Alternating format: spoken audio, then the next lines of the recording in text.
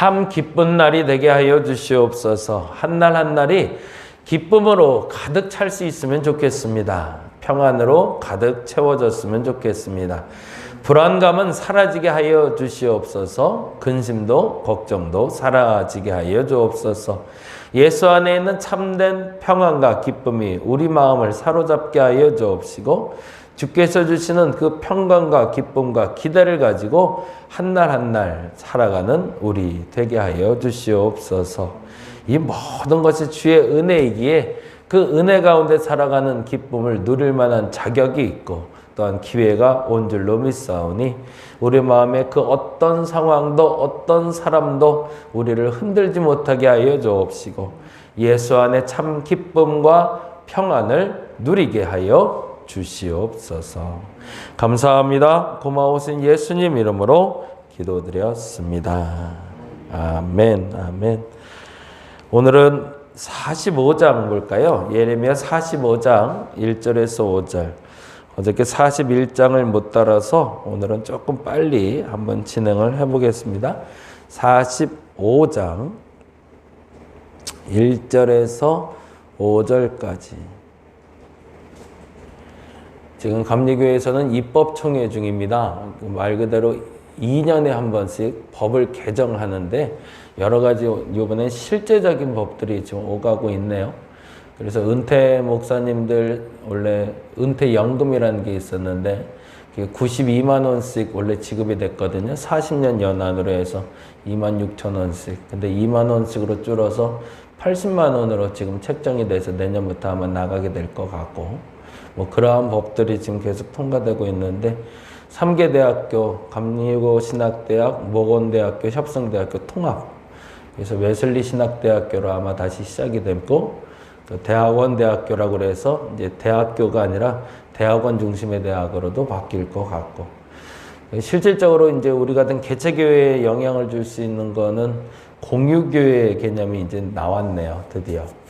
저희가 하고 싶었던 건데 이제 법적으로 통과됐기 때문에 가능할 것 같아요. 한 장소에서 여러 교회가 예배드리는 거. 한 장소에서 다양한 교회가 예배드릴 수 있도록. 저희가 오전 11시 예배를 드리면 오후 2시에는 다른 교회가 와서 우리 장소에서 예배를 드릴 수 있도록. 옛날엔 장소가 없으면 교회로 인정을 안 해줬는데 이제 월세에 대한 부담들도 있고 그리고 장소를 못 구하는 상황들이 되니까 한 사람이 아니라 한 서너 교회가 한 장소를 사용할 수 있는 공유교회라는 개념을 통과시켜줬네요.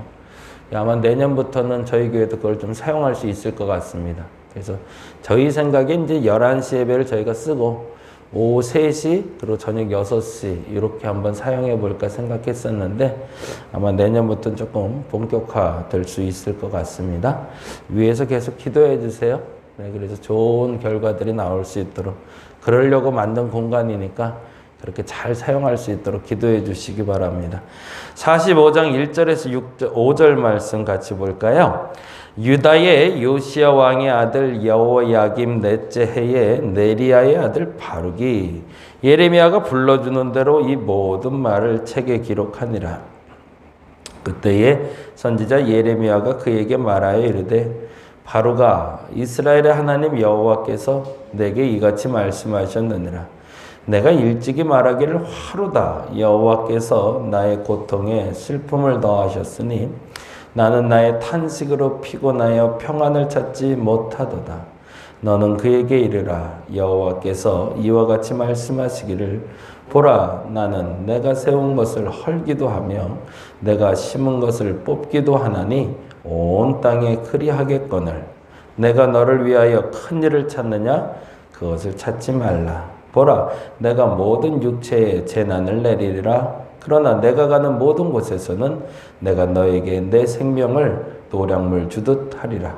여호와의 말씀이니라. 아멘. 45장까지 한번 빨리빨리 한번 넘어가 볼게요. 41장은요. 어제 말씀드린 대로 미스바라는 곳에 바벨론으로 쳐들어왔을 때 다 포로로 잡혀가고 남은 사람들이 미스바에 모이잖아요. 그래서 미스바에 구휼 사업이 시작이 되는 거죠. 어제 말씀드린 대로 그다랴라는 사람을 통해서 그 일이 시작이 됐고 그다랴를 통해서 모인 사람들 중에 빈민들을 돌보는 일을 하자 예레미야가 바벨론으로도 갈 수 있었고 다른 데로도 갈 수 있었는데 그다랴를 쫓아 그 빈민을 고율하는 그 자리로 가서 머물게 되었더라까지 얘기를 했어요. 그런데 문제가 발생해요. 사람들 중에 그다랴를 죽이고자 하는 음모가 드러납니다. 그 얘기가 시작이 되는데요. 그래서 이스라엘 상황에서 위기가 닥치는데 요하난이라는 사람이 와서 그다랴에게 이스마엘이 너를 죽이려고 하는데 빨리 이스마엘을 네가 먼저 제거해라. 그래야 네가 산다라는 얘기를 40장 13절에서 16절에서 하고 있어요. 그런데 문제는 그다랴가 이스마엘이 나를 죽일 거라는 걸 믿지 않아요. 설마 그런 일 없어. 걱정 마. 그래서 재차 얘기해요. 아니야. 이스마엘이 너를 공격할 거야. 너를 죽일 거야. 그러니까 지금 네가 먼저 이스마엘을 제거하지 않으면 네가 죽을 수 있어 라고 얘기하는데 그다랴가 아니야. 그 말을 믿지 않아 난 라고 얘기해요. 그런데 그 결과가 이렇게 됩니다. 2절 3절인데요. 41장 2절 3절 같이 한번 읽어볼까요? 느다냐의 아들 이스마엘과 그와 함께 있던 10사람이 일어나서 뭐라고 돼 있죠? 바벨론의 왕의 그 땅에 위임했던 사반의 손자 아이감의 아들 그다랴를 칼로 쳐 죽이고 라고 나와 있죠. 그리고 나서 3절에 이스마엘이 또 미스바에서 그다랴와 함께 있던 모든 유다 사람과 거기에 있던 갈대아 군사를 죽였더라. 이게 아마도 이스마엘이라는 사람은 갈대아니까 바벨론 사람들에게 우리가 좀 이렇게 순종하고 그 관계를 잘해야 된다는 그다랴의 말이 마음에 안 들었던 것 같아요. 결국에 그것 때문에 이스마엘이 그다랴를 죽이게 되고 그리고 이스마엘 중심으로 사람들이 모이게 됩니다. 그래서 어저께 말씀드린 대로 이후 정치 상황은 얼마나 혼돈 가운데 가고 있는지 여러분이 한번 보시면서 쫓아오시면 돼요. 나라가 멸망하고 나서 이제 작은 집단 공동체가 만들어졌는데 그 공동체의 지도자를 잃게 된 거죠. 그래서 그 지도자가 요하난이라는 사람하고 이스마엘이라는 사람으로 다시 등극하게 됩니다. 근데 이 사람들은 친 바벨론 정책을 쓴 게 아니라 친 애굽 정책을 쓰던 사람들이었어요. 여기까지 얘기하고 42장으로 넘어가면 좀 이해가 될 것 같아요. 42장 이렇게 질문을 던져. 정말일까? 정말일까? 이렇게 적어 놓으시면 됩니다. 정말일까? 42장은 제가 굉장히 좋아하는 그 말씀이 나오는데요. 기도에 대한 이야기예요. 2절, 3절, 4절 볼까요? 2절, 3절, 4절 같이 읽어봅니다.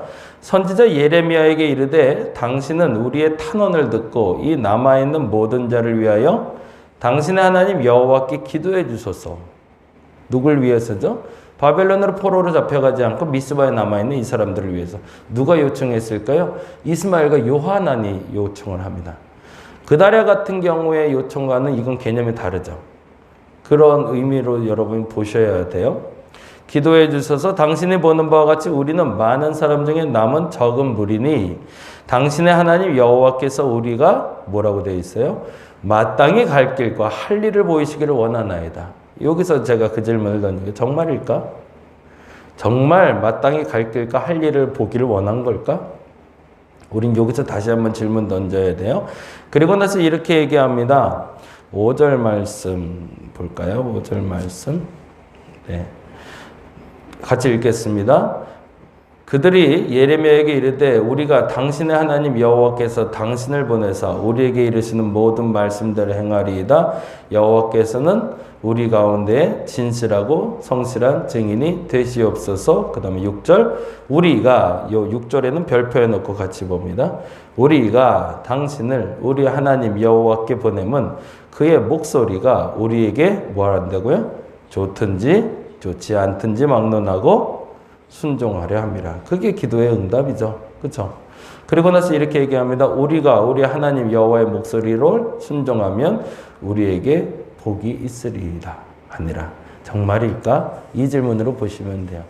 이스마엘하고 요하나는 이 말에 대해서 결정한 대로 따랐을까요? 안 따랐을까요? 안 따릅니다. 본인들의 입으로 이렇게 얘기해 놓고서 여호와의 목소리를 순종하면 우리에게 복이 있을 거라고 말해 놓고서 딴 생각하고 있는 사람들.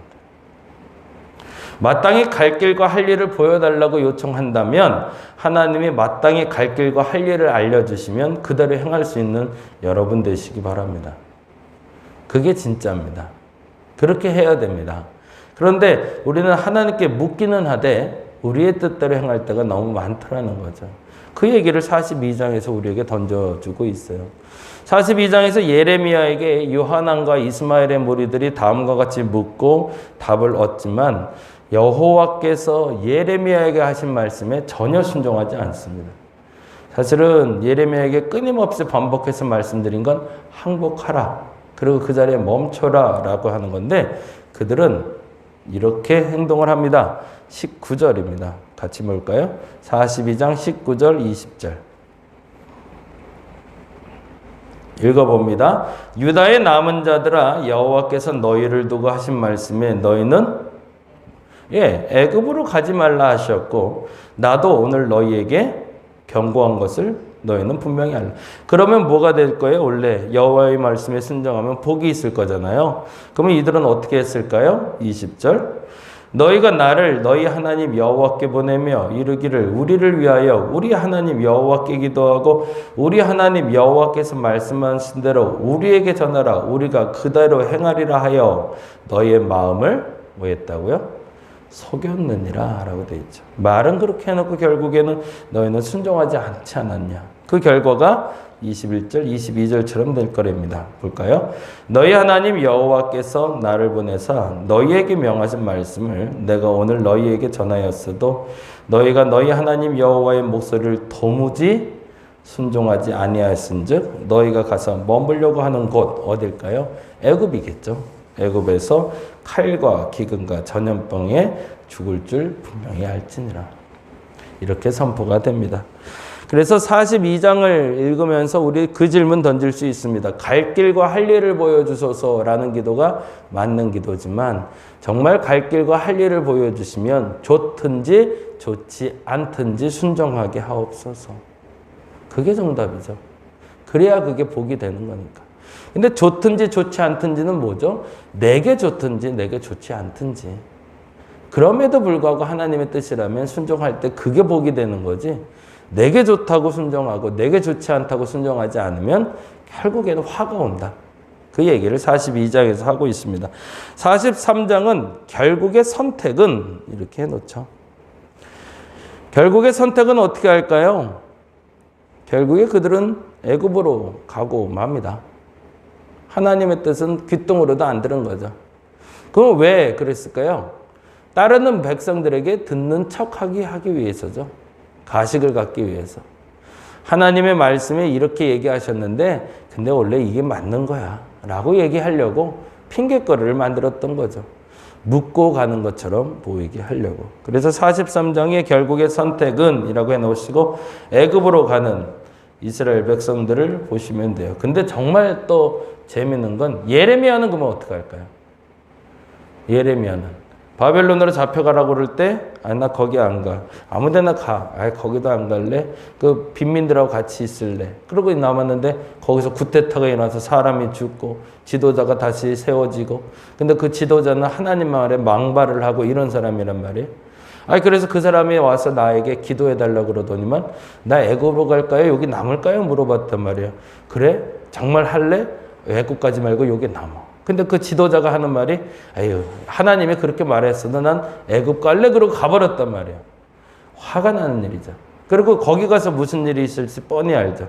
전염병도 있을 거고요. 기근도 있을 거고 재앙이 있을 거. 그러면 예레미야는 어디 있어야 돼요? 그런데 이 예레미야가 애굽으로 같이 따라 내려가요. 이게 참 대단한 사람이죠. 거기 가면 죽을 게 뻔히 보이거든요. 거기가 재앙인 걸 알거든요. 근데 거기서 한 사람이라도 건지기 위해서 예레미야는 또 그 땅끝으로 또 쫓아 내려갑니다.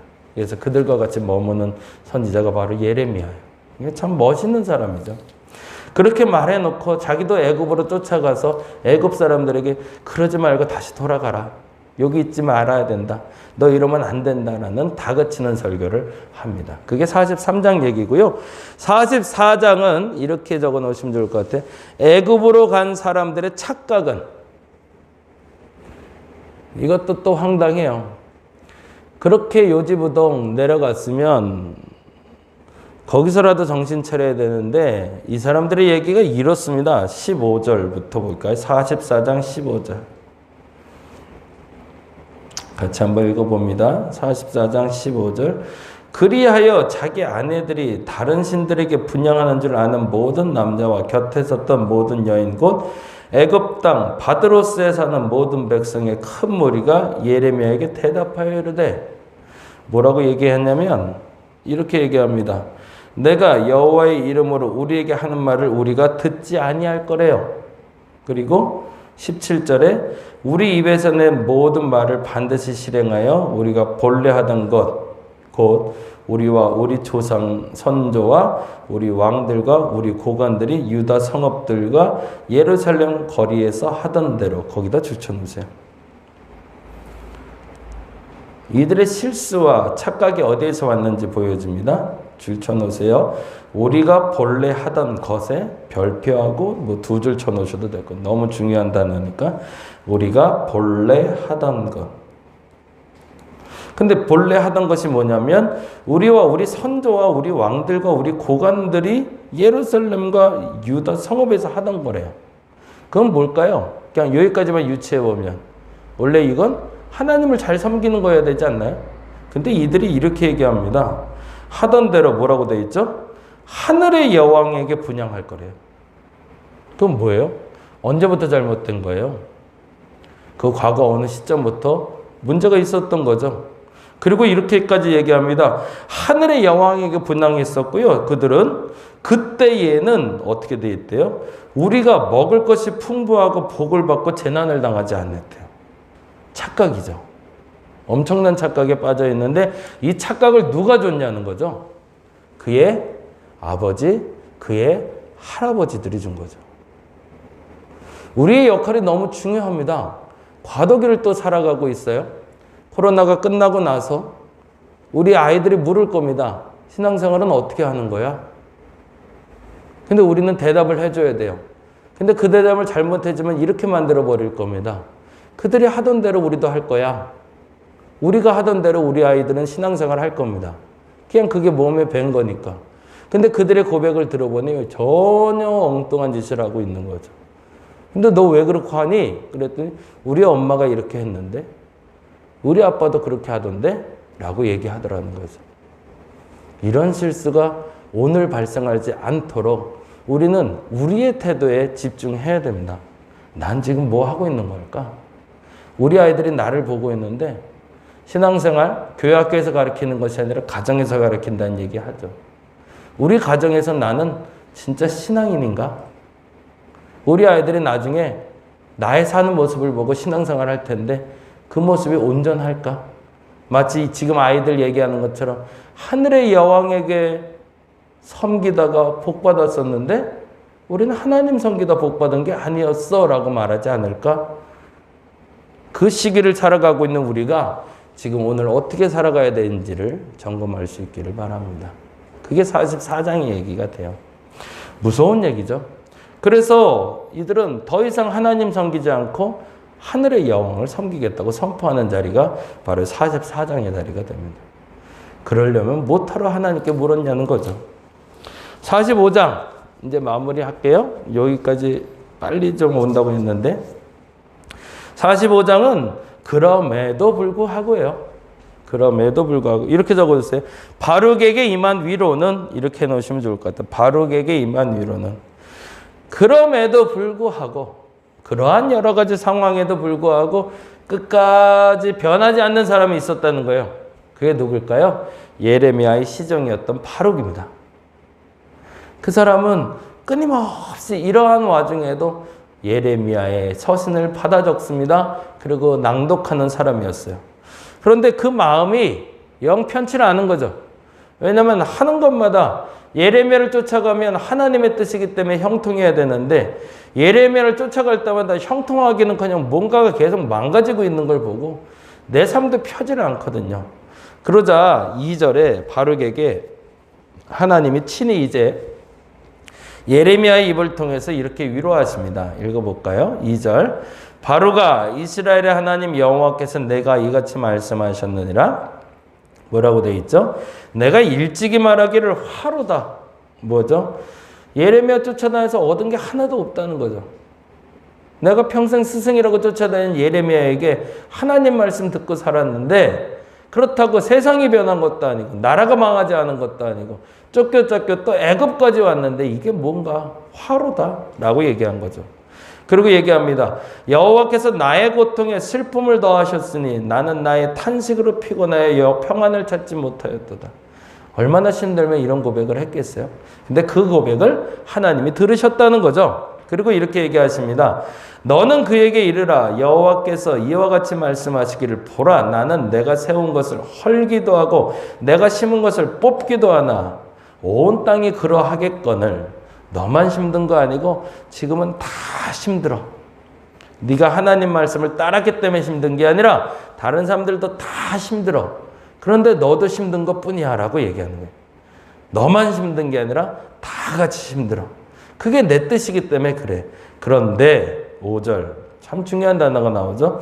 내가 너를 위하여 큰 일을 찾느냐? 단호하게 얘기합니다. 그것을 찾지 말라. 어마어마한 기적이 일어나기를 원하냐?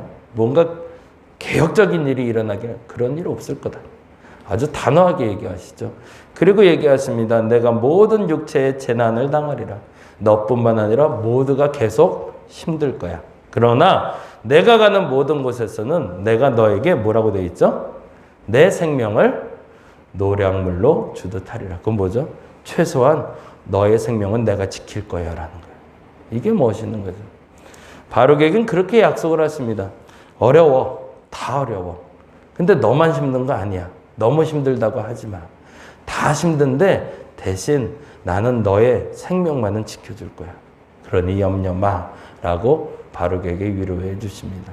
위로가 되었는지는 바룩의 마음을 우리는 알지 못하기 때문에 알 수 없지만 아마도 이 글이 기록된 걸 보면 바룩이 이 장면을 통해서 많이 위로를 받았던 것 같아요. 위기의 시간을 살아가고 있습니다. 그리고 이 위기의 과정을 넘어가고 있는데 앞서 말씀드린 대로 감리교 내에서는 학교도 통합되고 연애도 이제 5개로 뜬다고 그러고 그리고 연금도 줄기 시작하고 감리교단 내에서도 여러 가지 이야기들이 있고 그리고 한국교회 내에 여러 가지 변화가 나타날 겁니다. 이때 나는 내 자녀들에게 뭘 넘겨줄 수 있을까? 하나님께 갈 길과 할 일을 물어보고 정말 그 갈 길과 할 일을 할 수 있는 사람인가? 이 질문에 답할 수 있는 저와 여러분 되시기를 간절히 바랍니다. 기도하겠습니다. 어려운 시간을 살아가고 있습니다. 그 어려운 때 예레미야 같이 살아가게 하여 주시고 그 판단력을 가질 수 있는 우리 되게 하여 주옵소서. 갈 길과 할 일을 알려주옵소서라고 묻고 답하는 하나님 말씀에 갈 길과 할 일을 정하고 나아가는 우리 되게 하여 주옵소서. 우리 후손들에게 바른 믿음을 물려줄 수 있는 우리가 되게 하여 주시옵소서. 감사합니다. 고마우신 예수님 이름으로 기도드렸습니다. 다 같이 기도하고 돌아갑니다.